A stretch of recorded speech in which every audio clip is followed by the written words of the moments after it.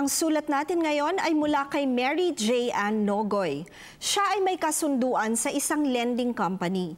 Bilang kondisyon daw sa pag-release ng inutang ay dapat na magbukas ang borrower ng checking account upang makapag-issue ng post-dated checks na idedeposito sa bangko ng lending company.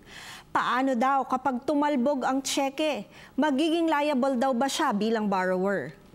Mary J. Ann, ang sagot namin sa tanong mo ay oo. Kapag tumalbog ang tseke ng iyong inisyu, kahit pa sinabing nagkaroon ka lamang nito dahil sa requirement ng lending company, the fact remains na ikaw pa rin ang may-ari ng account at ang nag-issue ng tseke. Kung kaya't kapag ito ay tumalbog, ikaw ang mananagot.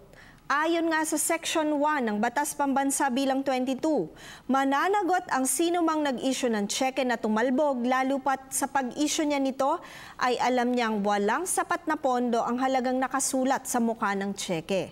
Kapag hindi niya napalitan ang halagang nakasulat dito sa loob ng 5 araw matapos malaman na tumalbog ito, mananagot sa ilalim ng ating batas ang nag-issue ng tseke.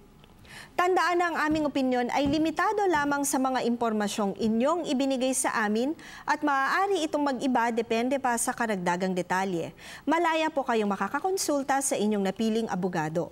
Patuloy po kayong mag-email sa newscenterptv4@gmail.com. Attorney JJ Jimeno Atienza, ang inyong bisig ng batas.